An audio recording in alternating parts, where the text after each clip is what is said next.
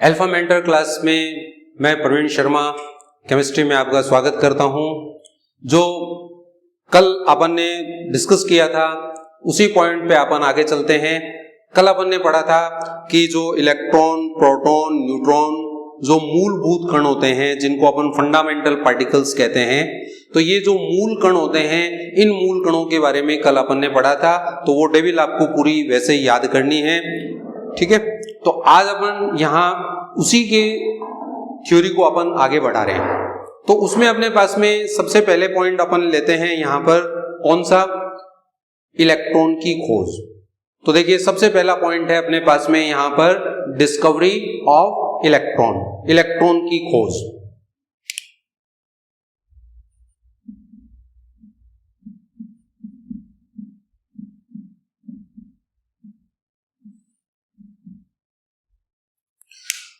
अब देखिए इलेक्ट्रॉन की जब खोज हुई तो उसके अंदर अपने पास में बहुत सारी चीजें थी। इलेक्ट्रॉन ऐसे नहीं खोजा गया कि अपने पास में अपन ने परमाणु में से उसको पकड़ करके बाहर निकाल लिया और इलेक्ट्रॉन अपने पास में आ गया, ऐसा नहीं था। एक्चुअल में क्या था कि एक विसर्जन नलिका थी। उस विसर्जन नलिका के अंदर आप ये मान लो कि आपके जो टीवी होता है ना, उस टीवी में जैसे पुराने समय वाले जो टीवी होते हैं ऐसे लंबे पीछे, उनके अंदर जो ट्यूब लगती है ना, वो ट्यूब कहलाती है अपने पास में कैथोड ट्यूब कहलाती है। तो जब कैथोड ट्यूब की खोज हुई और जब कैथोड किरणों की खोज की गई तो उस खोज के अंदर अपने पास में यहां पर अपने को इलेक्ट्रॉन प्राप्त हुए। तो देखिए इलेक्ट्रॉन की जो खोज है वो अपने पास में कैथोड किरणों की खोज से जुड़ी हुई है। जब कैथोड किरणों की खोज हुई तो उस केस में इलेक्ट्रॉनों की खोज अपने आप हो गई। तो यहां पर अपने पास में सबसे पहले अपन यहां पर लेंगे कि जो इलेक्ट्रॉन हैं उनकी खोज कैसे हुई। उसके लिए अपने पास में पहले अपने को डिस्कस करना पड़ेगा कैथोड किरणों की खोज। तो अपन लेते हैं यहां पर सबसे पहले कैथोड किरणों की खोज। तो कैथोड किरणों की खोज से रिलेटेड अपने पास में यहां पर टॉपिक अपन काम में लेते हैं। तो टॉपिक अपने पास में यहां पर है कैथोड किरणों की खोज।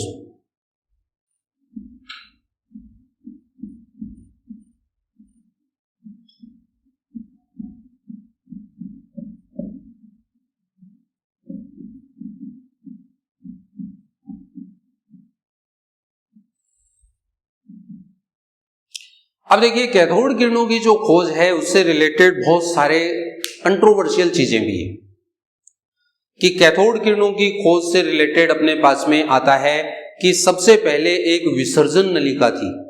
कांच की एक नली होती है, लंबी सारी नली होती है जिसके अंदर दो प्लेटें लगी हुई होती हैं और ऊपर एक वाल्व भी लगा हुआ होता है जिसमें से भरी हुई गैस अपन बाहर निकाल देते हैं। ऐसी अपने पास में एक विसर्जन नलिका होती है। इस विसर्जन नलिका को खोजा था फेराडे ने।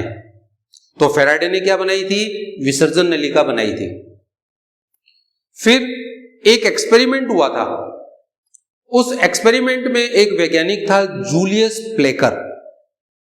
उस जूलियस प्लेकर ने एक अज्ञात किरणें देखी उसके अंदर। वो कोई एक्सपेरिमेंट कर रहा था विसर्जन नलिका का और उस एक्सपेरिमेंट के अंदर उसने ये देखा कि कुछ अज्ञात किरणें उसको प्राप्त हुई। ये अज्ञात किरणें ही कैथोड किरणें थी।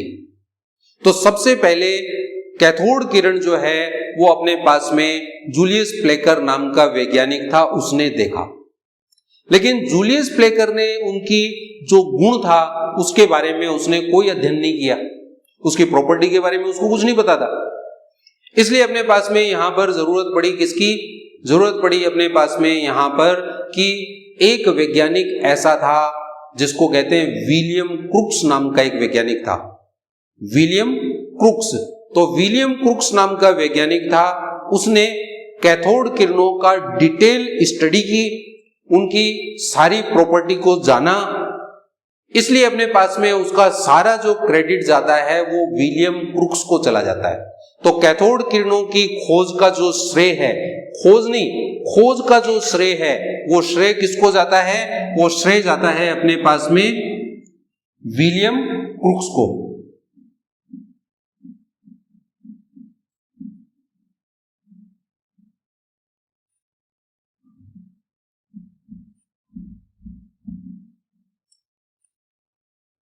तो यहां मैं ये नहीं कह रहा कि कैथोड किरणों की खोज विलियम क्रुक्स ने की थी, लेकिन क्रेडिट उसी को जाता है। उसका रीजन ये है कि जितने भी गुण होते हैं, जितनी भी प्रॉपर्टीज होती हैं, कैथोड किरण कैसे बनती है, वो सब दिया किसने? विलियम क्रुक्स ने। इसलिए इसका क्रेडिट उसको जाता है। तो अपने पास में यहां मैंने श्रेय लिखा है, ठीक है। तो देखिए कैथोड किरणें जो हैं, इन कैथोड किरणों की खोज का श्रेय विलियम क्रुक्स को जाता है। अब सबसे पहले अपने पास में यहां पर किस तरह की एक्सपेरिमेंट था, क्या था और कैसे उसको खोजा गया, इसके बारे में अपन यहां पर पढ़ेंगे डिटेल के अंदर।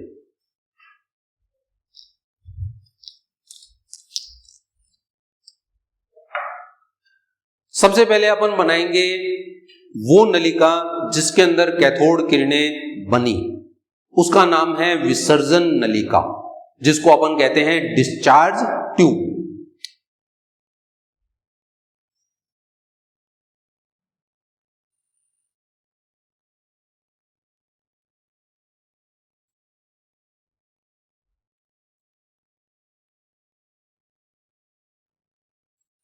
ये क्या है? ये कांच की एक नलिका है, जैसे ग्लास होता है ना, ग्लास की एक ट्यूब अपने पास में यहां पर ये प्रेजेंट है। इसके अंदर अपने पास में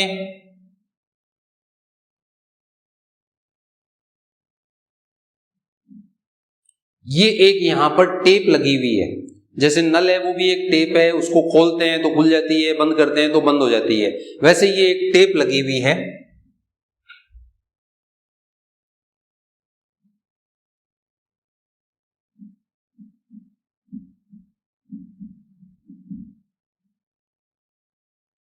निर्वात नली कहते हैं।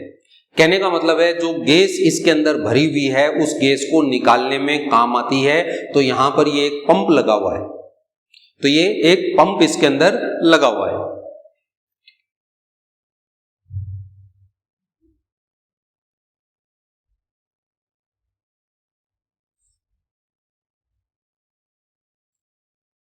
इसमें दो धातु की प्लेट लगा दी, अंदर छोटा सा साइड में छेद किया और साइड में छेद करके उसमें से प्लेट डाल दी अंदर, फिर उसको बंद कर दिया।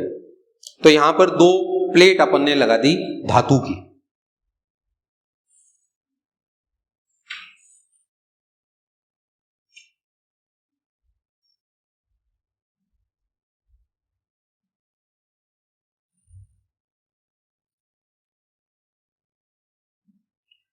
इन दोनों प्लेटों को अपन ने क्या किया? एक बैटरी से जोड़ दिया। बैटरी बहुत ही पावरफुल बैटरी है अपने पास में, लगभग 10,000 12,000 वोल्ट पैदा कर देती है। घरों में कितना वोल्ट आता है? घरों में आता है 220 वोल्ट आता है, उसमें भी देखो कितना झटका लगता है। तो ये अपने पास में कितना वोल्ट है? ये है 10,000 वोल्ट के आसपास की बैटरी है ये। तो ये बैटरी अपन ने यहां पर लगा दी, इसके अंदर लगभग 10,000 से 12,000 वोल्ट के आसपास की। दो धातु की प्लेट ली, दोनों साइड में कस दी, उसके तार जोड़ दिया, तार को बैटरी से जोड़ दिया। बैटरी कितने पावर की? लगभग 10,000 वोल्ट की अपन ने इसके अंदर बैटरी यहां पर लगा दी। अब इसमें क्या किया आपने कि यहां पर लगभग 10,000 वोल्ट जो है वो इसमें लगा दिया।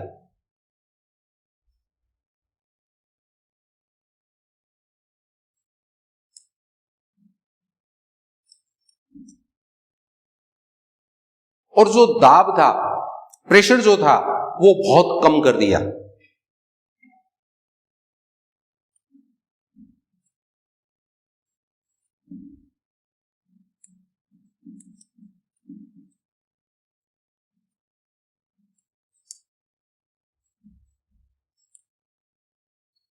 जो अपने पास में यहां पर दाब था वो बहुत कम दाब अपन ने इसके अंदर ले लिया। तो लगभग 10,000 वोल्ट इसमें लगा दिया और लगभग दाब जो है वो 10 की घात -2 से 10 की घात -3 mm of Hg, millimetre Hg पर पारे पर, इतने दाब का अपन ने इसके ऊपर अप्लाई कर दिया। अब क्या होता है कि आपके पास में जो पॉजिटिव से जुड़ा हुआ है वो बड़ी प्लेट है, ये बड़ा सिंबल है, ये पॉजिटिव का होता है, ये नेगेटिव का होता है। नेगेटिव से जो जुड़ा हुआ है वो कैथोड है, पॉजिटिव से जुड़ा हुआ है वो एनोड है। तो आपके पास में ये है एनोड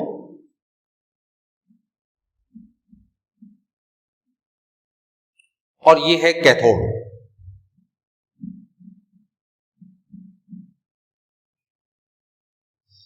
जब अपन लगभग 10,000 वोल्ट का इसके अंदर वोल्टेज अप्लाई करते हैं और साथ ही दाब बहुत कम रखते हैं, कहने का मतलब जितनी भी गैस है वो सारी लगभग निकाल ली, थोड़ी बहुत गैस अंदर बची है तो बहुत कम प्रेशर हो गया, बहुत कम दाब हो गया, वोल्टेज बहुत ज्यादा लगा दी, तो क्या होता है, इतनी ज्यादा वोल्टेज के ऊपर और इतने कम दाब के ऊपर कैथोड के चारों तरफ एक अंधेरे जैसा स्थान बन जाता है, एकदम डार्क हो जाता है, काला काला हो जाता है, अपने को ऐसा लगता है कैथोड अंधेरे में गिर गया। ये कैथोड है ना, ये क्या लगता है, ये अंधेरे में चला गया।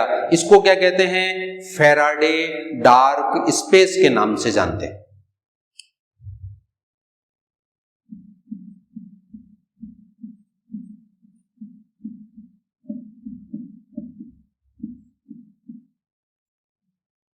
तो आपके पास में 10,000 वोल्ट और बहुत कम दाब के ऊपर कैथोड के आसपास एक अंधेरा युक्त स्थान बन जाता है, जिस अंधेरे युक्त स्थान को अपन क्या कहते हैं, उस स्थान को अपन कहते हैं फैराडे डार्क स्पेस। तो ये फैराडे डार्क स्पेस इसके अंदर बन गया। फिर अपन ने क्या किया कि जो वोल्टेज है उसको थोड़ा सा और बढ़ा दिया, 10,000 से लगभग 10,020, 10,050 के आसपास अपन ने कर दिया। और इसी तरह से अपन ने क्या किया उसके अंदर कि प्रेशर को थोड़ा सा कम कर दिया, दाब थोड़ा कम कर दिया और वोल्टेज थोड़ा बढ़ा दिया। तो इस केस में क्या होगा कि ऐसा करने पर यहां पर जो नली है वो हरे रंग के प्रकाश से चमकने लग गई। एकदम से नली जो है उसके अंदर हरे रंग का प्रकाश जो है वो चमकने लग गया। तो यहां पर आपके पास में ये जो सारी चीजें हुई ये एक किरण के कारण से हुई। किरण, भाई तुम्हारा नाम नहीं ले रहा मैं, ये मत समझना कि मेरा नाम ले रहे हैं सर, हाँ, ये किरण मतलब रेज है, ये जो किरणें निकलती हैं। तो ये किरण जो है ये उस किरण के कारण से हरे रंग के प्रकाश से चमकने लग गई। तो यहां देखिए अपने पास में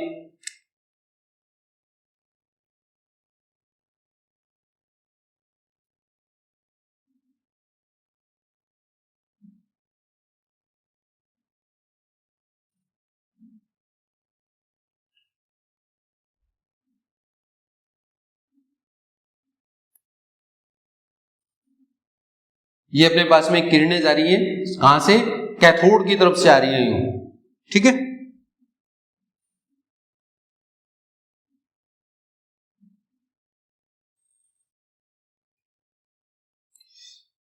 तो यहां पर आपके पास में ये सीधी किरणें जो हैं वो अपने पास में कैथोड से इसकी तरफ अपने पास में यहां पर इस तरह से आ रही है। तो हुआ क्या, देखो एक्सपेरिमेंट क्या है कि लगभग 10,000 वोल्ट और बहुत कम दाब अपन जब विसर्जन नलिका में लगाते हैं तो कैथोड से एक किरणों का पुंज, पुंज का मतलब झुंड, किरणों का एक झुंड बाहर निकलता है। ये झुंड जब सामने जाकर के टकराता है तो उस स्थिति में विलियम क्रुक्स की विसर्जन नलिका में हरे रंग का प्रकाश उत्पन्न हुआ। और ये किसके कारण से पैदा हुआ, कैथोड किरण के कारण से पैदा हुआ। लेकिन ये ध्यान रखना, अगर विलियम क्रुक्स नहीं होता, कोई दूसरा वैज्ञानिक होता और विसर्जन नलिका वो नहीं लेता जो उसने ली थी, कोई दूसरे ग्लास की बनी हुई लेता, तो ध्यान रखना प्रकाश का रंग बदल जाता। आपकी किताबों में जो लिखा हुआ है उसमें है विलियम क्रुक्स का एक्सपेरिमेंट। तो विलियम क्रुक्स ने जो ग्लास लिया था वो ग्लास कैसे प्रकाश से चमकने लग गया, हरे रंग से।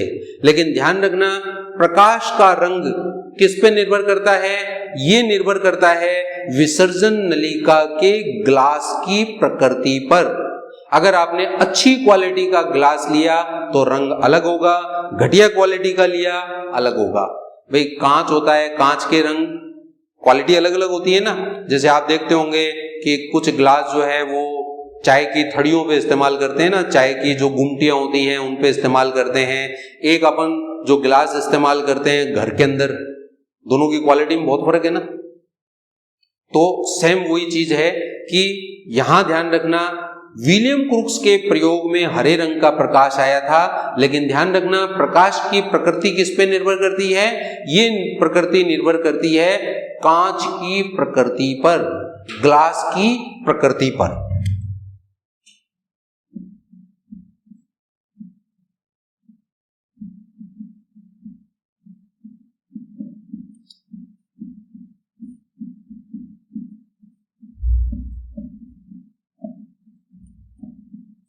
तो यहां आपको ये पॉइंट ध्यान रखना है कि विसर्जन नलिका में जो अपने पास में प्रकाश उत्पन्न होता है उसका रंग कांच की प्रकृति पर निर्भर करता है। कैसा कांच लिया वैसा प्रकाश उसके अंदर आएगा। ठीक है, विलियम क्रुक्स में हरे रंग का था, तो ये अपने पास में इस तरह से विसर्जन नलिका के अंदर ये इस तरह से उत्पन्न होता है। ये कैथोड किरणें हैं और ये कैथोड किरणें बनती किसकी हैं? इलेक्ट्रॉनों की। ये सब इलेक्ट्रॉन हैं, ये सब क्या है? इलेक्ट्रॉन।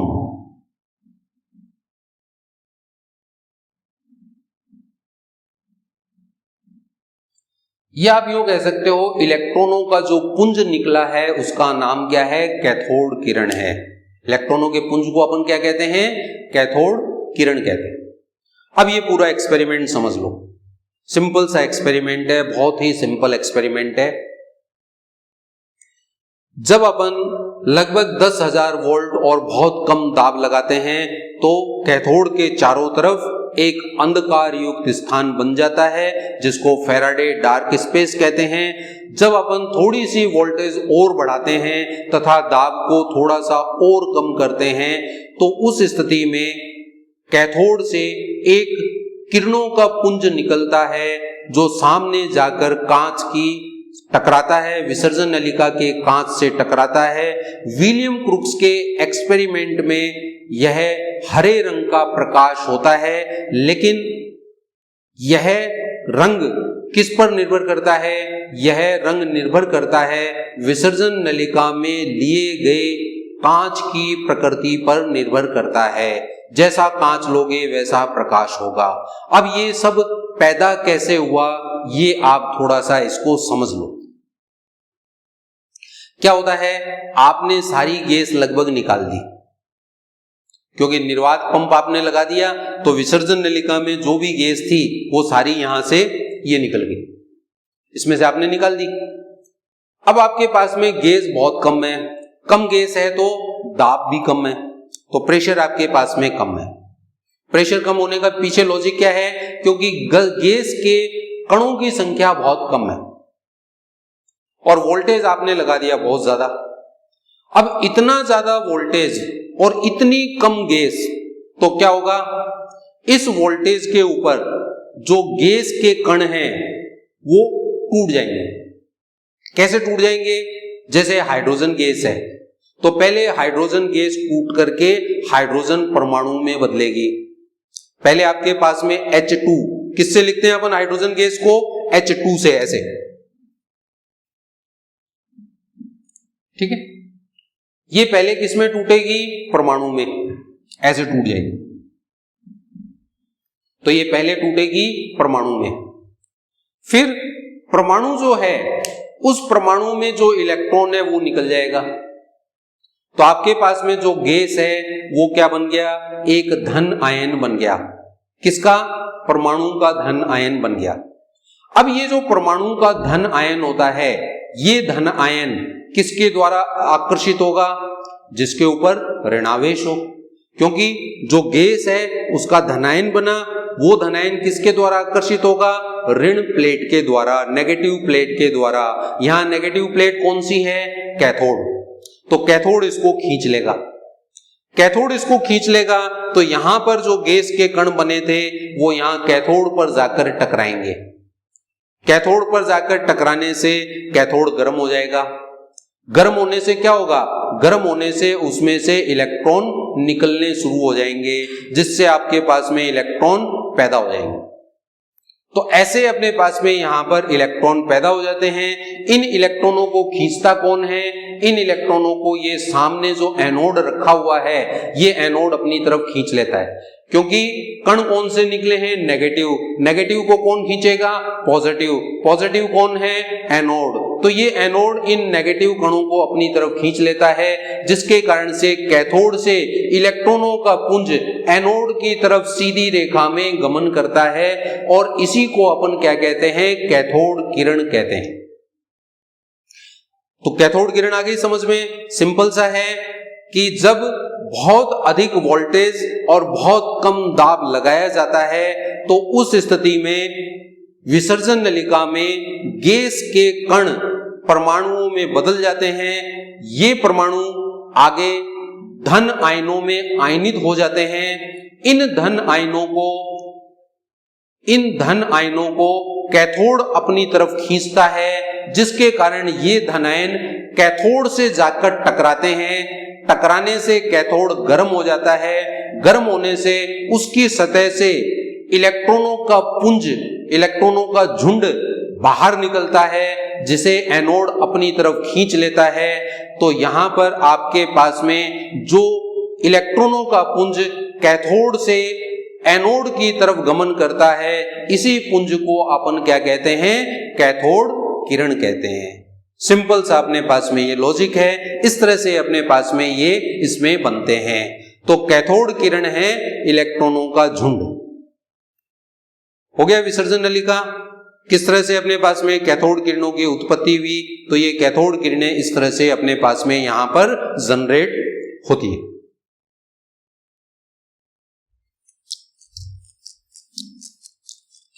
इसके बाद में अपन डिस्कस करते हैं यहां पर कि किस तरह से अपने पास में यहां पर जो कैथोड किरणें बनी, उन कैथोड किरणों के गुणों के बारे में अपन पढ़ेंगे।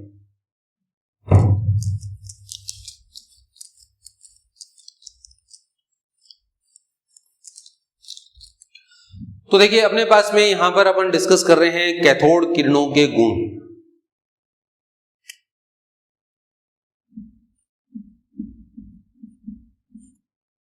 कौन कौन सी प्रॉपर्टी है उनके बारे में अपना डिस्कशन चल रहा है। सबसे पहले तो अपने पास में इसमें गुण आता है कि ये सीधी रेखा में चलती है, स्ट्रेट चलती है। जैसे अपन चले ना यूं नाक की सीध में ऐसे, तो ये एकदम सीधी सीधी चलती है। कैसे पता चलता है कि ये सीधी चलती है? बता सकते हो?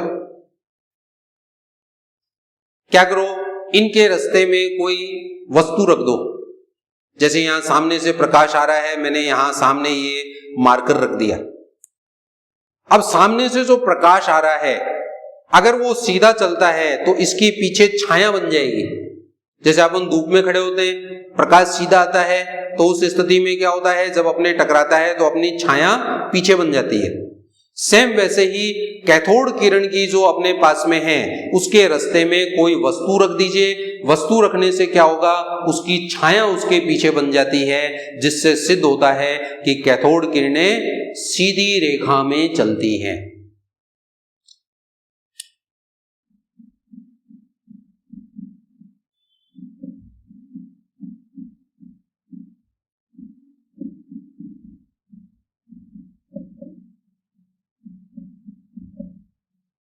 ठीक है, तो इसके रास्ते में कोई वस्तु रखने पर उसकी छाया बन जाती है, जिससे सिद्ध होता है कि ये सीधी रेखा में चलती हैं। पहला पॉइंट हो गया इसके गुण का।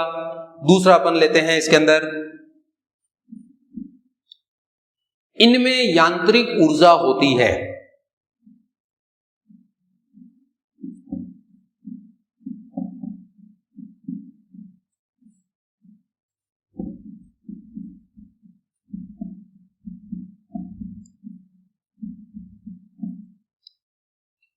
अब देखो यांत्रिक ऊर्जा क्या है, मैकेनिकल पावर है। जैसे आपको पता है हवा में ताकत होती है, यांत्रिक क्षमता होती है, जिससे वो पवन चक्की जो होती है ना, उसको चला देता है, वो पंखे को घुमा देता है हवा के अंदर। जैसे आपने देखा होगा छोटे बच्चे जो होते हैं वो एक तिनका लेकर के उस पर एक आलपिन लगा देते हैं, एक कागज लगा देते हैं यूं, फिर उसको हवा के सामने रखते हैं तो ये कागज ऐसे घूमता है ना ऐसे। तो सेम वैसे ही अपने पास में अपन क्या करते हैं यहां पर, और एक बहुत ही हल्का धातु, उसका एक पेडल जो है वो कैथोड किरण के सामने रख देते हैं। धातु का हल्का पैडल कैथोड किरण के रास्ते में रख देते हैं तो क्या होता है, वो घूमने लग जाता है यूं। जैसे छोटे बच्चों की कागज की फिरकी होती है ना, वो घूमती है ना यूं, वैसे ही यूं घूमने लग जाएगा। इसका मतलब क्या है कि कैथोड किरणों में यांत्रिक शक्ति होती है, इससे अपने पास में ये सिद्ध हो जाएगा। तो दूसरा पॉइंट भी हो गया क्लियर कि इनमें यांत्रिक शक्ति होती है क्योंकि ये धातु के हल्के पैडल को घुमा देती है। उसको रास्ते में रख दो तो उसको ये घुमा देंगी। तीसरा देखिए,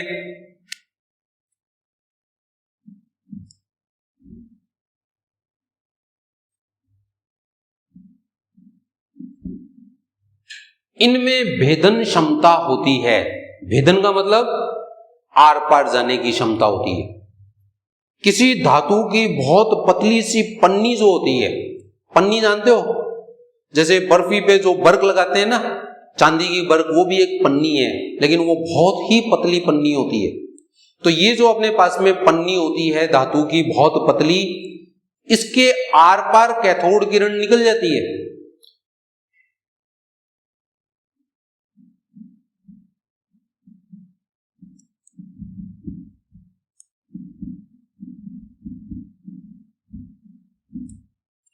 ऐसा नहीं है कि आपने बीच में लोहा रख दिया और आप कहोगे सर ये तो कैथोड किरण इसके आर पार जा ही नहीं रही। ऐसा नहीं, बहुत पतली पन्नी होनी चाहिए, हल्का धातु होना चाहिए। धातु भी भारी नहीं होना चाहिए, हल्का धातु। जैसे अपने पास में लिथियम हुआ, हल्का धातु है, बेरिलियम हुआ, बोरोन हुआ, कार्बन हुआ, ये सब हल्के अपने पास में यहाँ पर तत्व हैं। तत्व नहीं लेना, अपने को धातु लेना है। जैसे लिथियम हो गया, बेरिलियम हो गया, ये हल्के धातुओं में आते हैं। सोडियम हो गया, ये हल्के धातु हैं। तो जब अपन कैथोड किरण के रास्ते में कोई हल्की धातु की पतली पन्नी रखते हैं तो ये उसके आर पार चली जाती है। तो इनमें अपने पास में कौन सा गुण हो गया, भेदन क्षमता का गुण इनके अंदर होता है। तो ये भेदन क्षमता इनके अंदर पाई जाती है।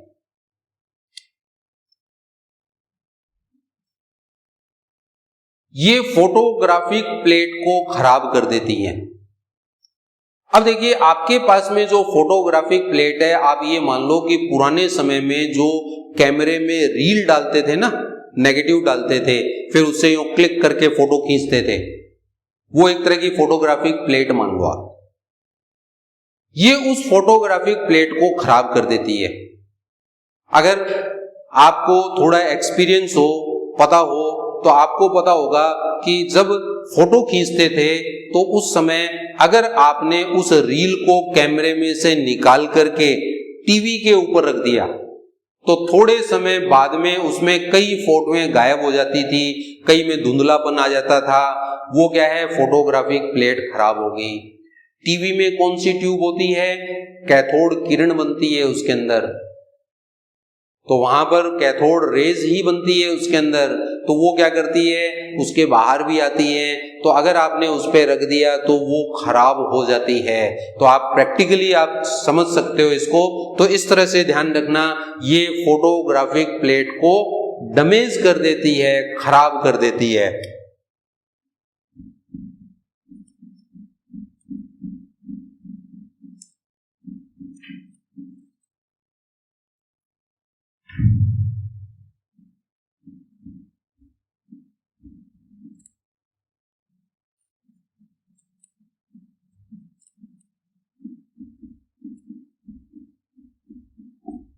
तो यहां ध्यान रखना, ये फोटोग्राफिक प्लेट जो होती है उसको नष्ट कर देती है, डैमेज कर देती है, खराब कर देती है।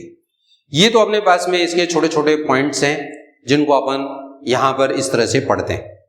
अब इसके देखो बड़े बड़े पॉइंट जो ध्यान रखने वाले हैं, जो आपके कंपटीशन में भी काम में आते हैं और जो आगे आपके आईआईटी में भी, जेईई में भी पूछे जाते हैं, जेईई मेंस में पूछे जाते हैं, वो अपने पास में नीट में भी पूछे जाते हैं, उन्हीं के बारे में अपन यहाँ डिस्कस कर रहे हैं। तो अब अपन इसके बड़े पॉइंट्स अपन काम में लेते हैं।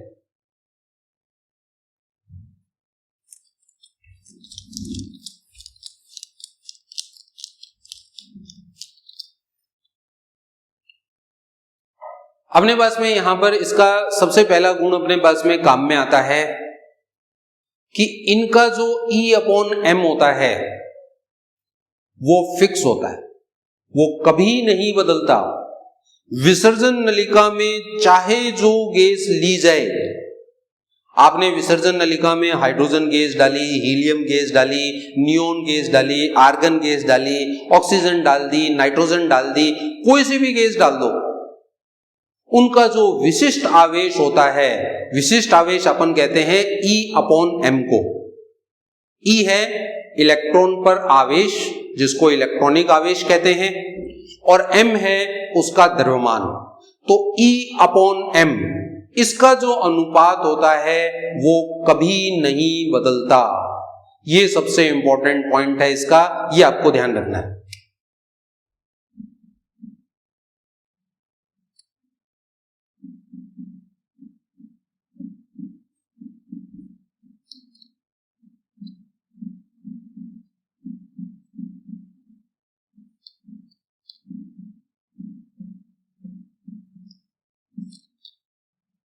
तो ध्यान रखना, E/m विशिष्ट आवेश ये अपने पास में नियत रहता है, ये कभी नहीं बदलता।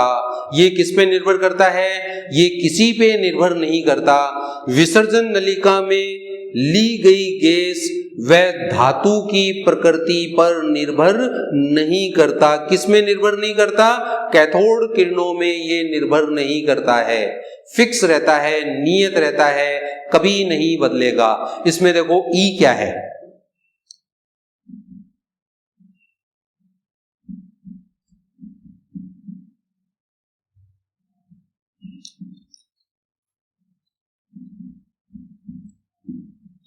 E यहां इलेक्ट्रॉन नहीं है, कई किताब वाले E से लिख देते हैं इलेक्ट्रॉन को, गलत है।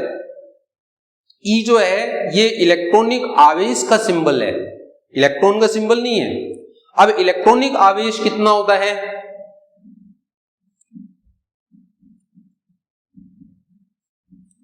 1.6 गुणा 10 की घात माइनस 19 कूलम। एक मैंने आपको और बताया था,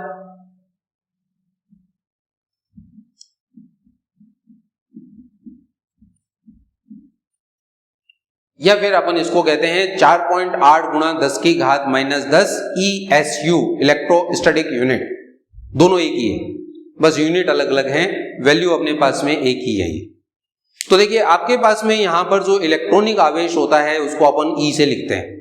अब ये इलेक्ट्रॉनिक आवेश प्रोटॉन पे भी हो सकता है, तो प्रोटॉन के केस में ये प्लस हो जाएगा और इलेक्ट्रॉन के केस में माइनस हो जाएगा। तो जब प्रोटॉन के लिए लिखेंगे तो यहां पर आ जाएगा प्लस E, और इलेक्ट्रॉन के लिए लिखेंगे तो माइनस E आ जाएगा। बस इतना ही फर्क है, बाकी E का मतलब इतना होता है, ये इलेक्ट्रॉनिक आवेश है। और M क्या है? M है आपके पास में इलेक्ट्रॉन का द्रव्यमान। तो देखिए आपके पास में यहां पर E/m को जब आप सॉल्व करोगे तो आपके पास में देखो E/m की वैल्यू मैं यहां रखता हूं,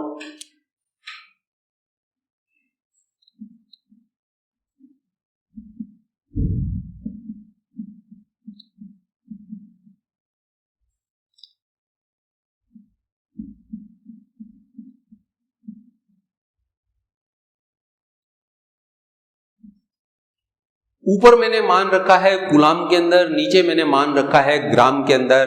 तो आपके पास में जो वैल्यू आएगी वो किस में आएगी? कूलाम प्रति ग्राम के अंदर अपने पास में ये मान आएगा, तो एक कूलाम प्रति ग्राम में इसकी वैल्यू आ जाएगी।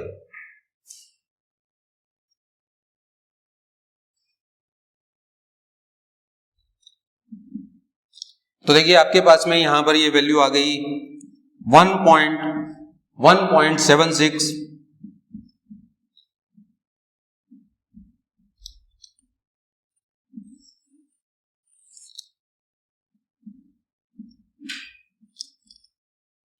आपके पास में ये वैल्यू अपने पास में कितनी हो गई? ये वैल्यू हो गई अपने पास में 1.76 गुणा 10 की घात माइनस 19 कूलाम। फिक्स है ये कभी नहीं बदलती, ये हमेशा इतनी ही रहती है। कैथोड किरण के अंदर E/m का जो मान होता है वो मान एक निश्चित मान है, ये मान कभी नहीं बदलता, किसी भी सूरत में नहीं बदलता। कोई सी भी गैस डाल दो, कोई सा भी धातु ले लो, कैथोड किरण अगर बनेगी तो उसका E/m, जिसको विशिष्ट आवेश कहते हैं, ये हमेशा और हमेशा स्थिर रहता है। और कितना रहता है? 1.76 गुणा 10⁸ कूलाम प्रति ग्राम के बराबर ये होता है। तो एक ये इंपॉर्टेंट अपने पास में कैथोड रेज में आपको ये चीज ध्यान रखनी है, ठीक है।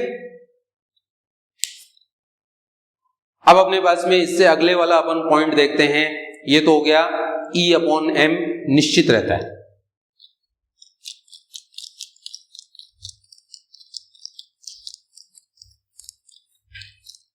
अब क्या है कि नेहा मेरे से पूछ रही है कि भाई सर ये E/m क्या है? तो देखो E/m विशिष्ट आवेश कहलाता है। और इसमें मैंने जो लिखा है ना RLO का मतलब है रट लो, मतलब ये आपको डायरेक्ट रटने ही हैं। यहां जहां भी मैं RLO लिखूं ना, वहां आप समझ जाना इसको रटना है।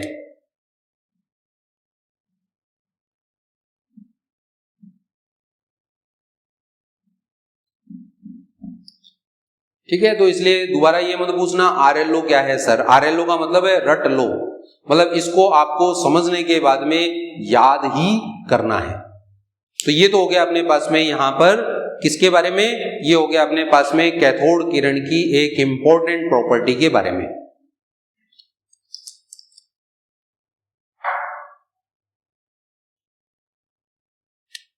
तो देखो अपने पास में यहां पर कैथोड किरणों में अपने पास में जो जो चीजें अपन ने पढ़ी, सीधी चलती है क्योंकि परछाई बन जाती है वस्तु रखने पर।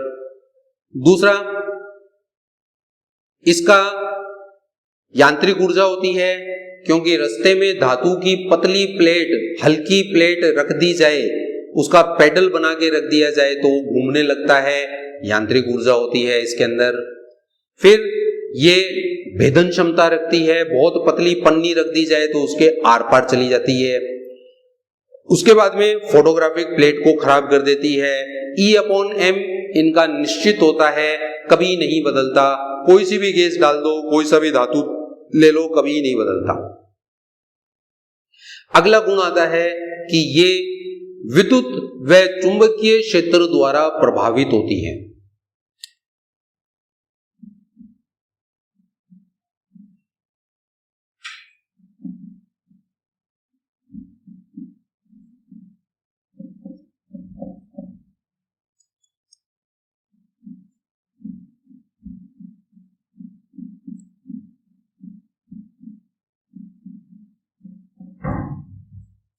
तो इसमें ध्यान रखना कि ये अपने पास में विद्युत और चुंबकीय जो क्षेत्र होता है उसके द्वारा ये प्रभावित होती है।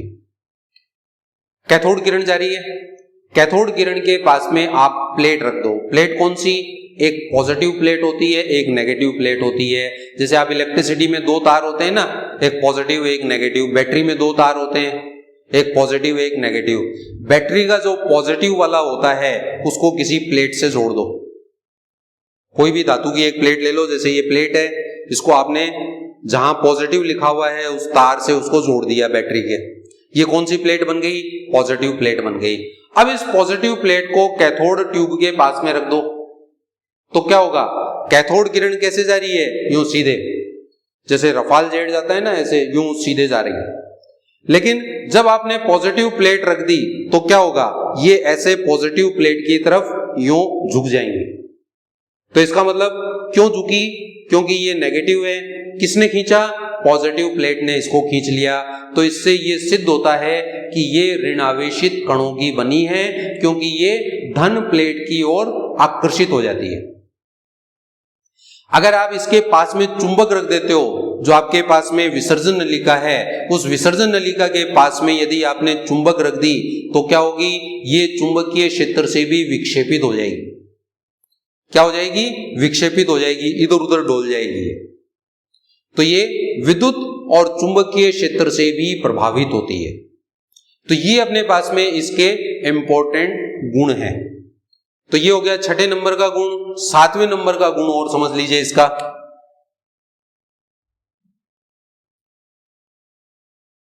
कैथोड किरण को अगर किसी भारी धातु पर डाला जाए, भारी कौन होता है? जिनका द्रव्यमान 20 से ज्यादा होता है, 20 से ऊपर, 40 से ऊपर वाले जितने भी है ना, परमाणु क्रमांक 20, भार 40, तो उनसे भारी, जैसे आपके पास में लोहा है 56 का है, 56 किलो का है, 56 उसका द्रव्यमान होता है, AMU में कह दो उस हिसाब से। तो आपके पास में जैसे भारी जो होता है धातु, उस धातु के ऊपर अगर कैथोड किरण डाली जाए तो क्या होगी, एक्स किरणें बनेंगी। तो यहां पर यह भी इंपॉर्टेंट है, एक्स किरणें कैसे बनती हैं, जब कैथोड किरण को किसी भारी धातु जैसे लोहा या तांबा इसके ऊपर अगर डाला जाए तो ये एक्स किरण उत्पन्न करती हैं।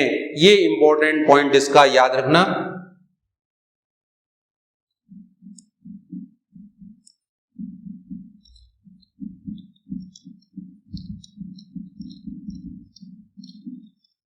भारी धातु जैसे आयरन और कॉपर पर डालने पर एक्स किरणें पैदा होती हैं।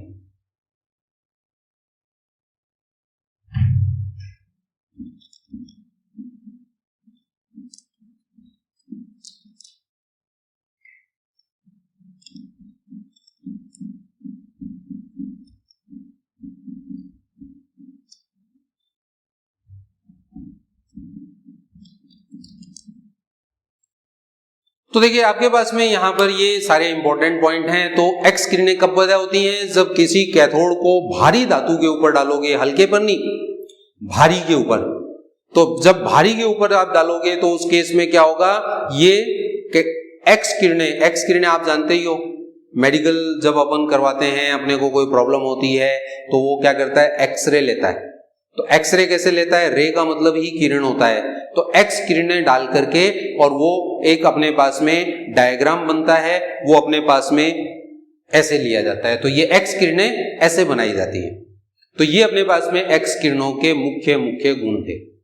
ठीक है, आगे समझ में एक्स किरणें क्या होती हैं, कैसे अपन इसका यूज करते हैं, क्या क्या ये अपने पास में काम में आती है।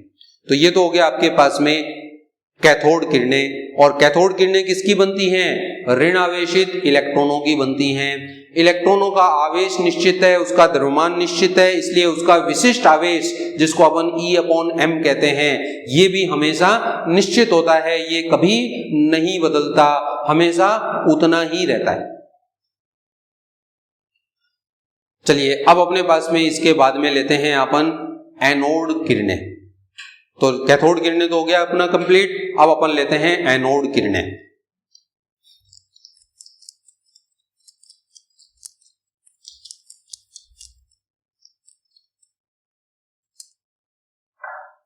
देखिए कैथोड किरण अगर आपको समझ में आ गई तो एनोड किरणें समझ में आने में कोई दिक्कत नहीं है, क्योंकि जैसे कैथोड बनती है वैसे ही एनोड बनती है, बस एक अरेंजमेंट इसमें बदलता है, एक व्यवस्था इसमें बदलती है, बाकी कोई व्यवस्था नहीं बदलती, सारी की सारी वही रहती है, वही डायग्राम है, लेकिन एक चीज अपने पास में बदलेगी, समझ लो क्या है।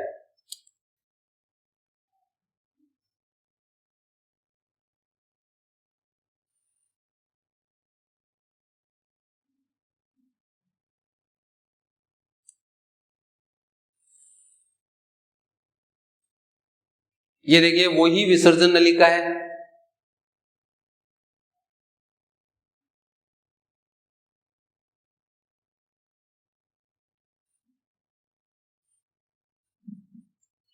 वही निर्वात पंप है,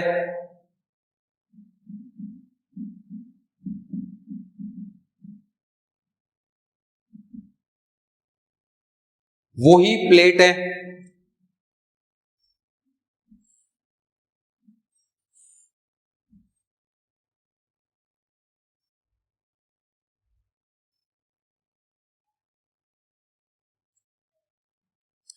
लेकिन यहां कुछ बदल गया। क्या बदला,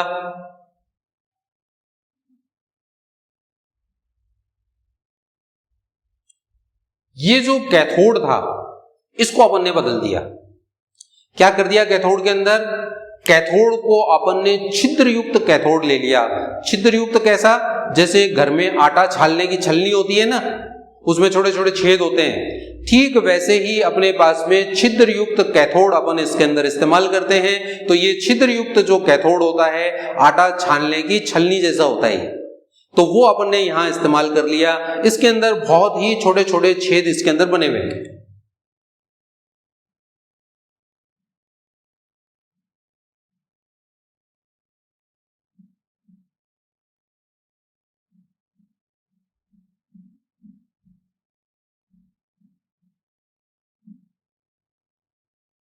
तो अपन ने यहां छिद्र युक्त कैथोड का इस्तेमाल किया है, बाकी और कोई चेंज नहीं किया।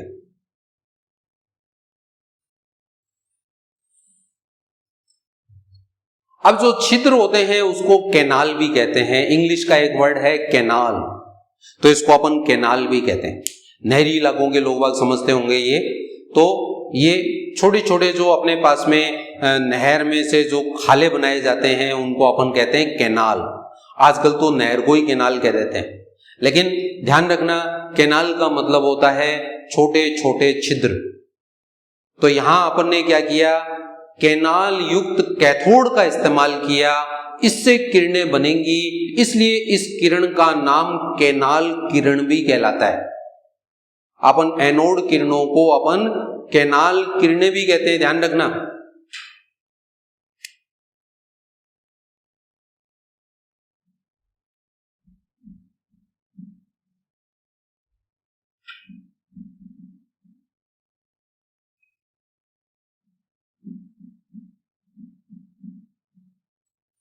इसलिए अपने पास में यहां पर ध्यान रखना कि जो किरणें बनेंगी उसको कैनाल किरण भी कहते हैं, कारण छिद्र युक्त कैथोड इसमें इस्तेमाल हुआ, कैनाल युक्त कैथोड इसमें इस्तेमाल हुआ, इसलिए यहां पर जो किरणें बनेंगी उनका नाम कैनाल किरण के नाम से भी जाना जाता है।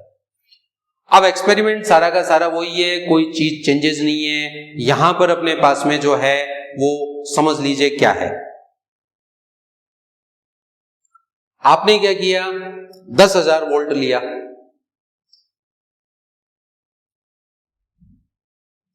दाब क्या लिया, बहुत कम दाब लिया।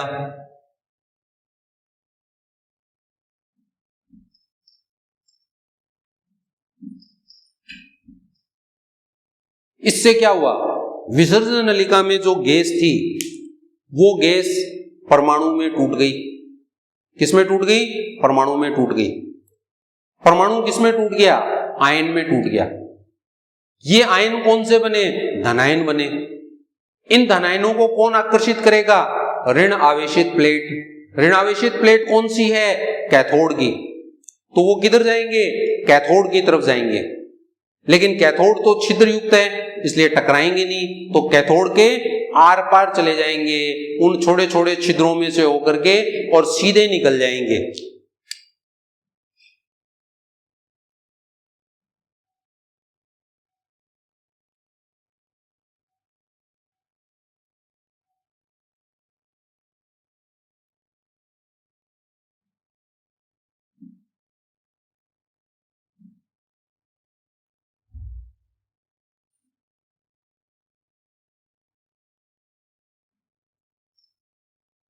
तो देखिए यहां पर आपके पास में ऐसा लगेगा जैसे एनोड पे से किरणें निकल रही हैं, लेकिन ध्यान रखना एनोड पे से कुछ नहीं निकल रहा है।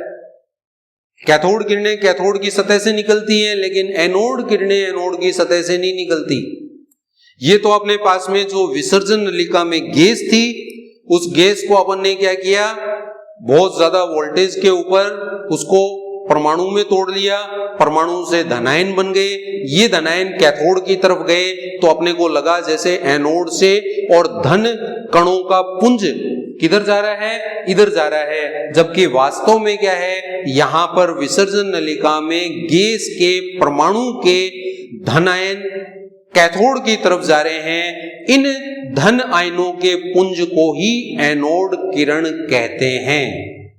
एनोड किरण किसको कहते हैं कि विसर्जन नलिका में भरी गई गैस के परमाणु के धन आयनों का पुंज जो कैथोड की तरफ जाता है वो अपने पास में एनोड किरण या धन किरण या कैनाल किरण के नाम से जाना जाता है। ये इंपॉर्टेंट है, ध्यान रखना।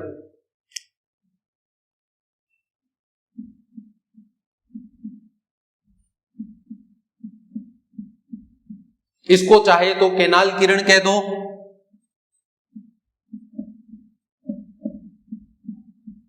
चाहो तो धन किरणें कह दो, और चाहो तो एनोड किरणें कह दो।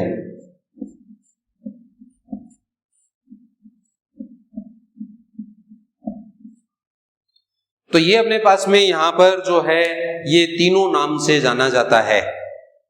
तो इसमें इंपॉर्टेंट क्या है कि एनोड किरणें एनोड पे से नहीं निकलती। कहां से निकलती है?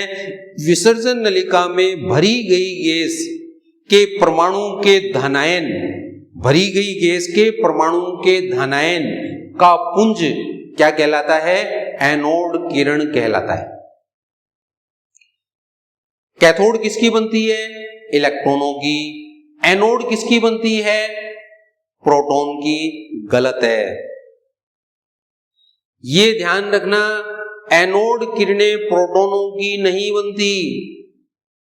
किसकी बनती है? धन कणों की बनती है। अगर विसर्जन नलिका में हाइड्रोजन गैस ली जाए, केवल उसी केस में प्रोटॉन की बनेगी। अगर विसर्जन नलिका में आपने हीलियम गैस ले ली तो उस केस में ध्यान रखना, उस स्थिति में अपने पास में ये धन किरणों की बनती है, धन कणों की बनती है। प्रोटॉन की हमेशा नहीं होती। प्रोटॉन की केवल एक ही केस में होती है। कौन से केस में? जब आपके पास में विसर्जन नलिका में हाइड्रोजन गैस भरी हो, उस स्थिति में अपने पास में ये किसकी बनती है? उस केस में प्रोटॉन की बनती है। तो ये इंपॉर्टेंट है। तो यहां अपने पास में ध्यान रखना कि जो एनोड किरणें हैं वो किसकी बनती हैं, यहां पर ये नोट कर लो।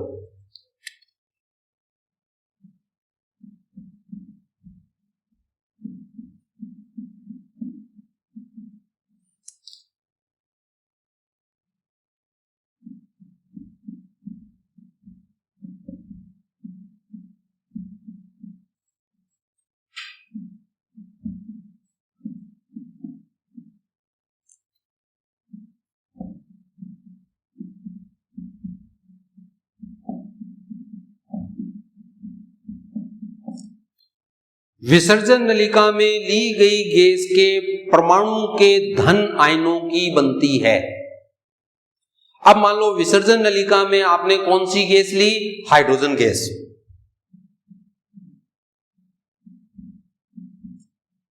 तो आपके पास में एनोड किरण किसकी बनी? H+ की। H+ को क्या कहते हैं? प्रोटॉन। तो विसर्जन नलिका में जब हाइड्रोजन गैस ली जाए तो यहां एनोड किरण किसकी बनी? प्रोटॉन की।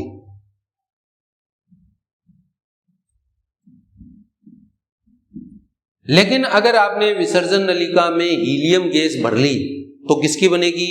हीलियम प्लस आयनों की, हीलियम के धनायनों की बनेगी।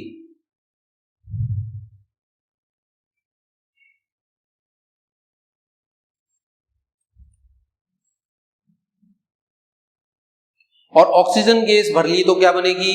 O+ की बनेगी। तो यहां ध्यान रखना, ये इंपॉर्टेंट है इसके अंदर। इसका मतलब क्या हुआ कि विसर्जन नलिका में अगर आप कोई गैस बदलोगे तो जो धन किरणें बनी हैं वो भी बदल जाएंगी, उनके जो कण हैं वो भी बदल जाते हैं। ये आपके पास में इंपॉर्टेंट पॉइंट इसका, ये आपको ध्यान रखना है। बाकी जितने भी गुण हैं वो सारे के सारे वही हैं, इसलिए कोई अलग से नहीं है, सीधी रेखा में गमन करती है। पहला पॉइंट एज इट इज है, जैसा उसमें है वैसा ही इसमें है, कोई फर्क वाली बात नहीं है। दूसरा अपने पास में क्या था कि इनमें यांत्रिक ऊर्जा होती है, एनोड किरणों में भी यांत्रिक ऊर्जा होती है लेकिन थोड़ी कम होती है। वो जितना तेजी से घुमाती है उसके कंपैरिजन में ये कम घुमाती है। तीसरा, ये फोटोग्राफिक प्लेट को खराब कर देती हैं, वो ज्यादा खराब करती हैं, ये कम खराब करती हैं। इनमें भेदन क्षमता होती है, उनमें ज्यादा होती है, इनमें कम होती है। वो थोड़ी सी मोटी शीट में से भी निकल जाती है, ये बहुत ही बारीक शीट में से निकलती है। तो सारे के सारे गुण वही हैं जो आपके पास में किसके हैं? जो कैथोड के हैं। लेकिन ताकत इसकी बहुत कम होती है। अगर उसकी ताकत 100 है तो इसकी कितनी होगी? 1। मतलब ये लगभग उससे 100 से 1000 गुना कम ताकत का होता है। बाकी सारे गुण वो के वही हैं। विद्युत क्षेत्र में ये किधर निक्षेपित होती है? विद्युत क्षेत्र में ये ऋण प्लेटों की ओर आकर्षित होती है। नेगेटिव प्लेट अगर रख दी जाए तो एनोड किरणें उस नेगेटिव प्लेट की तरफ चली जाएंगी। इससे पता चलता है कि एनोड किरणें धन कणों की बनी हुई होती हैं। विद्युत चुंबकीय क्षेत्र में भी ये विक्षेपित हो जाती हैं। तो सारे के सारे गुण वैसे के वैसे ही हैं, बस ध्यान रखना कि इसकी ताकत कम होती है, कैथोड किरणों की ताकत बहुत ज्यादा होती है। दोनों में बेसिक फर्क यही है। वो ऋणावेशित कण इलेक्ट्रॉन की बनती है, उसमें कण फिक्स है, हमेशा इलेक्ट्रॉन की बनेगी। ये एनोड किरणें धनावेशित कण की बनती हैं, लेकिन हमेशा फिक्स नहीं है कि धनावेशित कण कौन सा होगा। जैसी गैस वैसा धनायन। अगर हाइड्रोजन गैस तो प्रोटॉन की बनती है, हीलियम गैस तो हीलियम प्लस की, और ऑक्सीजन गैस तो O+ की अपने पास में ये बनेगी। हो गया क्लियर? एनोड किरण। हाँ भाई नेहा, क्या दिक्कत क्या आ रही है? चलिए मैं आपकी प्रॉब्लम दूर करता हूं। प्रॉब्लम यहां पर ये आ रही है कि सर कैथोड किरण भी तो ऐसे ही बनती है, तो इसका मतलब ये हुआ कि जब कैथोड किरण बनती है तब एनोड किरण भी बनती है। एकदम सही। कैथोड किरण की उत्पत्ति एनोड किरण होने के बाद ही होती है, पहले नहीं होती। पहले कौन सी बनती है? एनोड किरणें, उसके बाद में बनती है कैथोड किरणें। तो फिर अपने पास में यहां पर डिफरेंस कैसे पैदा हो गया? कारण क्या है? कैथोड जो है वो सूरज की रोशनी है, ये मान लो, और एनोड क्या है? एनोड टार्च की रोशनी है। अब मान लो दोपहर 12 बजे आपका एक दोस्त पास वाली छत पे खड़ा है और वो आपको टॉर्च जलाने के लिए कह रहा है। आपने टॉर्च जला दी, क्या उसको टॉर्च की रोशनी दिखेगी? नहीं दिखेगी, क्योंकि सूरज की रोशनी के सामने टॉर्च की रोशनी दिखेगी ही नहीं। कारण क्या है? कि वो बहुत ज्यादा पावरफुल है और टॉर्च की रोशनी बहुत कम पावरफुल है। इसका मतलब जब कैथोड किरणें होती हैं तो एनोड किरणों का प्रेक्षण नहीं किया जा सकता, उनका ऑब्जर्वेशन नहीं कर सकते। तब कैसे कर सकोगे? जब आपके पास में सूरज ना हो, तो रात में टॉर्च जलाओ, आपको अपने आप पता चल जाएगा। सेम ऐसे ही अपन यहां क्या करते हैं? कैथोड किरण को बनने ही नहीं देते। आपने क्या किया इस प्रयोग के अंदर? इस प्रयोग में आपने छिद्रयुक्त कैथोड का इस्तेमाल किया। छिद्रयुक्त कैथोड करने से कैथोड किरणें बनी नहीं, और जब कैथोड किरणें नहीं बनी तो केवल एनोड किरणें बनी। इसलिए अपने पास में उसकी अनुपस्थिति में आप एनोड किरणों का प्रेक्षण कर सकते हो। इसलिए अपन ने छिद्रयुक्त कैथोड लिया ताकि कैथोड किरण की उत्पत्ति नहीं हो, इसलिए अपन ने ऐसा किया। हो गया क्लियर? तो ये अपने पास में यहां पर ध्यान रखने वाली चीज है, ऐसा अपन इसके अंदर करते हैं। आगे चलें? चलिए आगे चलते हैं।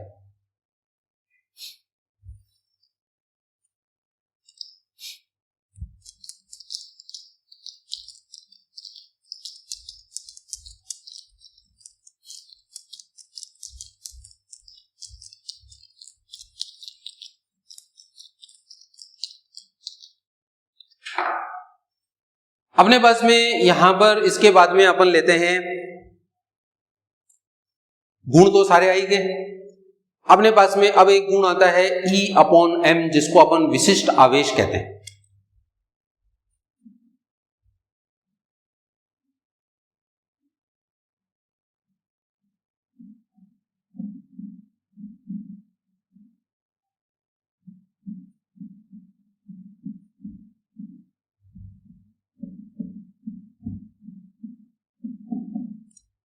ये इंपॉर्टेंट है, ये ध्यान रखना। एनोड किरणों के अंदर E/m नियत नहीं है।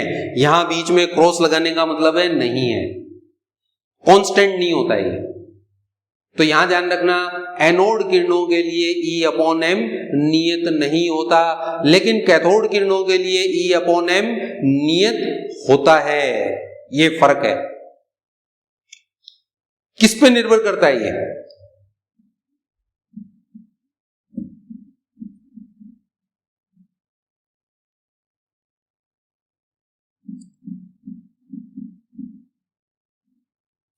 विसर्जन नलिका में ली गई गैस की प्रकृति पर निर्भर करता है।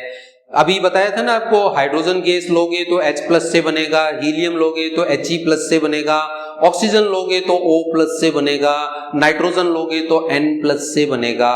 तो ध्यान रखना, एनोड किरणों में E/m जो होता है वो विसर्जन नलिका में ली गई गैस पर निर्भर करता है।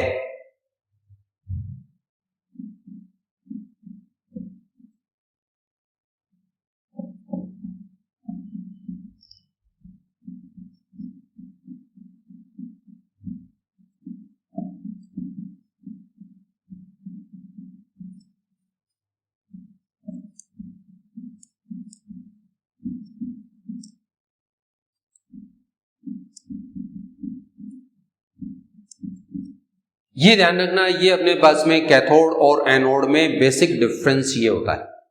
कैथोड किरण में स्थिर होता है, कभी नहीं बदलता। कोई भी गैस डालो, अपने पास में जो कण बनेंगे वो किसके बनेंगे, वो ऋणावेशित इलेक्ट्रॉन के बनेंगे, कभी कोई चेंज नहीं होगा। लेकिन जब अपने पास में एनोड किरण होती है तो E/m कांस्टेंट नहीं होता, ये आपको ध्यान रखना है, ठीक है। बाकी सारे गुण आ ही गए, तो ये आपके पास में यहां पर ये आ गई। ये गोल्डस्टीन नाम का वैज्ञानिक था, उसने इसकी खोज की थी और उसी को क्रेडिट जाता है। इसलिए केमिस्ट्री में ध्यान रखना, प्रोटॉन की खोज का श्रेय भी किसको दिया जाता है, गोल्डस्टीन को ही दिया जाता है। जबकि अपन यही बात अपन फिजिक्स में करें तो वहां पर रदरफोर्ड आ जाता है।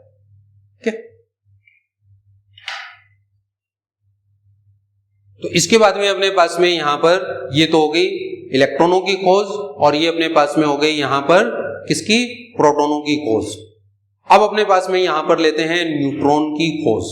तो न्यूट्रॉन की खोज से रिलेटेड अपन आगे स्टडी करते हैं।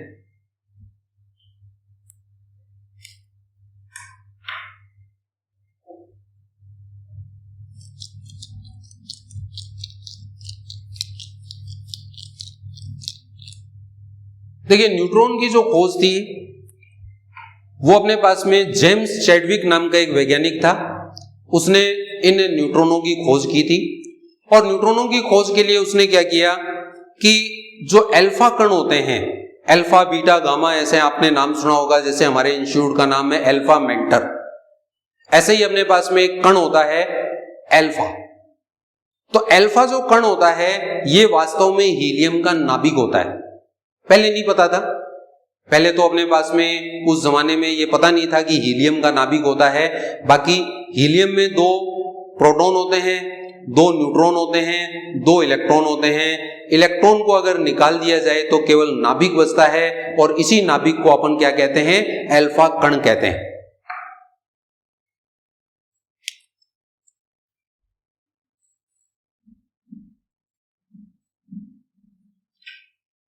तो अल्फा कण वास्तव में क्या होता है,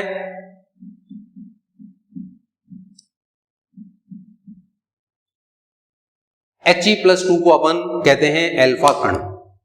तो अपन यहां डिस्कशन कर रहे थे किसके बारे में, अपन डिस्कशन कर रहे थे यहां पर न्यूट्रॉन की खोज के बारे में। तो अपन यहां न्यूट्रॉन की खोज के बारे में अपन डिस्कस कर रहे हैं। इसमें अपने को जरूरत पड़ेगी अल्फा कण की, ठीक है।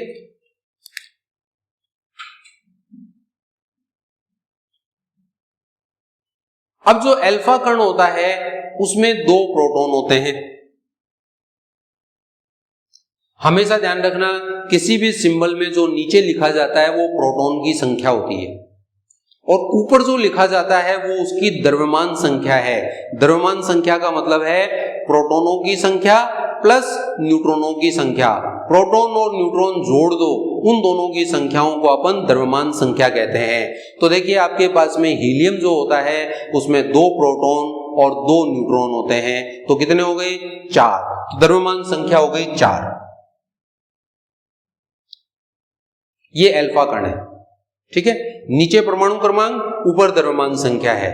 तो आपके पास में उसने क्या किया, उसने अपने पास में यहां पर ये किया,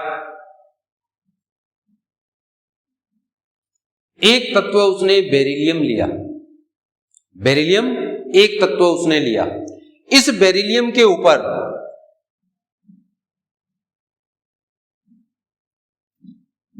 अल्फा कण की बौछार करवा दी, इसकी बौछार करवा दी। जब इसके ऊपर अल्फा कण जाकर के टकराते हैं तो ये इसको तोड़ देते हैं। ध्यान रखना, किसी भी तत्व का टूटना, किसी भी परमाणु का टूटना, इसका मतलब है नए तत्व का उत्पन्न होना। तो यहां पर अल्फा कणों ने क्या किया कि इसके नाभिक को तोड़ दिया।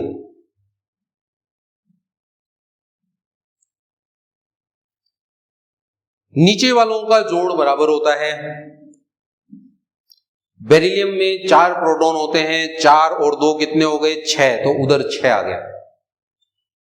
ऊपर वालों का जोड़ भी बराबर होता है, तो यहां पर अपने पास में ये 4 है, ये अपने पास में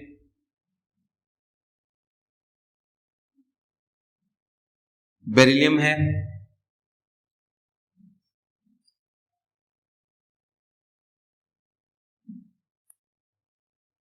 जब अपने पास में अल्फा कणों की बेरिलियम के ऊपर अपन ने बमबारी करवाई, तो बमबारी करवाने से अपने पास में यहां पर एक नया तत्व कार्बन बना और साथ ही अपने पास में यहां पर एक उदासीन कण न्यूट्रॉन की इसमें उत्पत्ति हुई।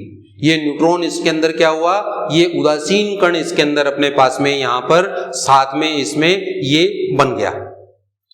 अब देखो यहां पर अपने पास में इसकी द्रव्यमान संख्या है 9, कितना हो गया 9 और 4 13, इधर भी कितना आना चाहिए 13, तो 12 और 1 कितना हो गया 13, तो दोनों साइड में 13 13 हो गए ना, ऐसे अपने पास में ये बन गया।